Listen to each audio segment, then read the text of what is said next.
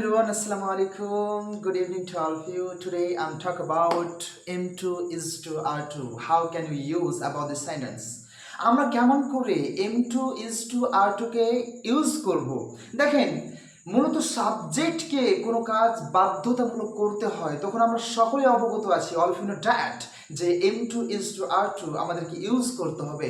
যেমন for example, আমাকে যেতে হয়, I'm to go, আমাকে লিখতে হয়, I'm to write, আমাকে প্রতিদিন স্কুলের জন্য লিখতে হয় on the paper, I'm to write on the paper for the school every day, আমাকে প্রতিদিন স্কুলে যেতে হয় বিকজ যদি স্কুল না যাই তাহলে আমাকে স্যার মারবে, তখন আমরা ইউজ করতে পারি I'm to go to school every day because if I don't go to school every day, after that sir will beat me.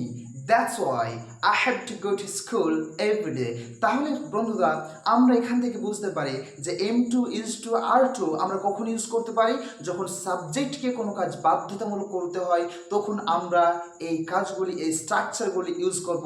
Thank you for watching this video. Thank you.